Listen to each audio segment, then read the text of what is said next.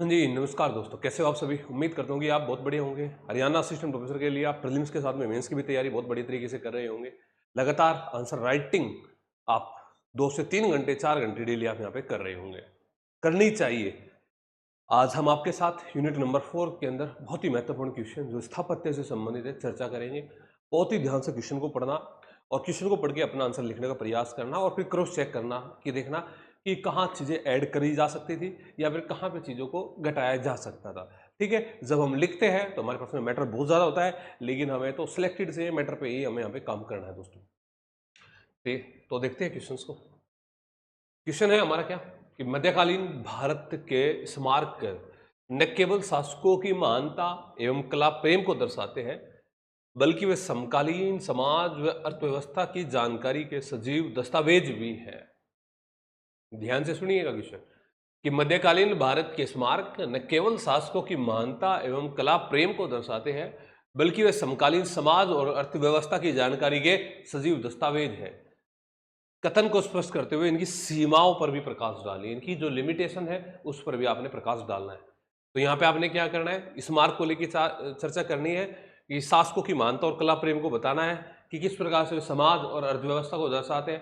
तो एक ही क्वेश्चन में आपने सामाजिक व्यवस्था या आर्थिक व्यवस्था या फिर इसके अलावा जो है आप शासकों की जो कला प्रेम वाली जो एक इनकी जो कला प्रेम को ये दर्शाने वाली जो कला है वो चीज़ों आपने यहाँ पे डिस्कस करने में। अब देखते हैं कि इंट्रोडक्शन में कैसे काम चलेगा।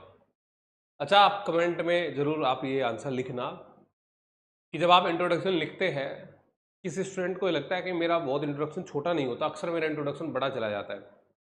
जिसको ऐसा लगता है वो कमेंट में मैसेज करना फिर, है ना? फिर उसके लिए चर्चा करेंगे, बात करेंगे कि मध्यकालीन भारत के स्मारक सत्ता सत्ता के सत्ता, संस्कृति और समाज के स्थायी प्रमाण है।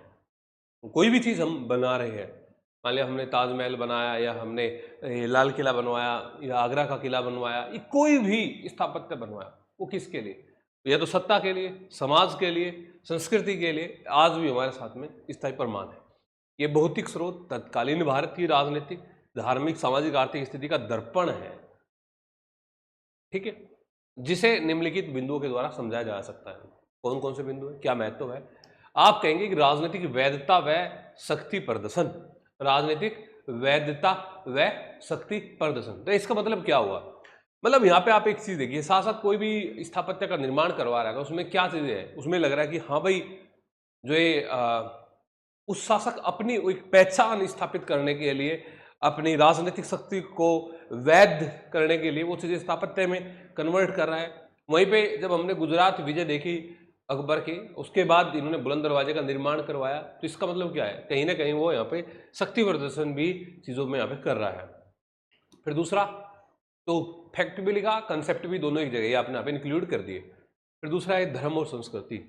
ये धर्म और संस्कृति के प्रचार प्रसार केंद्र, ये जो स्थापत्य है वो धर्म के लिए, वो संस्कृति के लिए क्या है, प्रचार प्रसार केंद्र। जैसे कि सलीम चिश्ती की दरगाह, ये क्या है, हमें जो फतेहपुर सीकरी के अंदर देखने को मिलती है, तो ये हमें धर्म सहिष्णुता और सूफी प्रभाव यहाँ पे हमें देखने को इसके अंदर मिलता है। तो ऐड कर लिया धर्म और संस्कृति वाली बात भी। तीसरी है स्थापत्य नवाचार। स्थापत्य नवाचार का प्रतिबिंब, मुगल कालीन चार बाग पद्धति, मुगल कालीन चार बाग पद्धति, ये क्या है, ये एकदम नवाचार है जो ये लेके आए हैं। पिटाडुरा शैली, जो कि हम ताजमहल में भी प्रयोग मिलते हैं, या इनके जो है एतमादुद्दौला है उनके मकबरे में भी हमें शैली को देखने को हमें मिलता है। ये क्या है, स्थापत्य में एकदम नवाचार है। आर्थिक स्थिति का संकेतक भी है, राजा की आर्थिक स्थिति बताती है। आगरा का किला, ये राजा कितना समृद्ध रहा होगा, तो ये आर्थिक स्थिति का प्रतिबिंब भी है। सामाजिक जीवन और नगर नियोजन की जानकारी, सामाजिक जीवन और नगर नियोजन। तो आप कहते हैं कि देखो फतेहपुर सीकरी में दीवाने आम, दीवाने खास, ये सब बने हुए हैं, तो इसका मतलब कि दीवाने आम सामाजिक विभाजन कर रहे हैं, नगर नियोजन सामाजिक विभाजन कर रहे हैं। ये दीवाने आम का, ये दीवाने खास है। ठीक है, दोनों में अंतर आप देख रहे हो। महल है, बाजार है, मदरसे, मस्जिद, ये क्या है, सामाजिक जीवन और नगर नियोजन की जानकारी भी हम यहाँ पे देते हैं भाई। अब ये तो आपने लिख लिया कि किस प्रकार से जो चीजें हैं स्थापत्य के मामले में हम इनके इंपॉर्टेंस की बात यहाँ हम कर रहे थे। अब इनकी सीमाएं क्या है, सीमाएं क्या है, तो सीमाओं पे चर्चा करते हैं। कि शासक व अभिजात वर्ग की दृष्टि तक सीमित था ये। भाई शासक ही तो बनवा रहे थे स्थापत्य को, ये अभिजात लोग बनवा रहे थे, आम लोगों की दृष्टि से तो दूर है। तो हम कहते हैं कि निम्न वर्ग का इसमें कोई चित्रण नहीं है।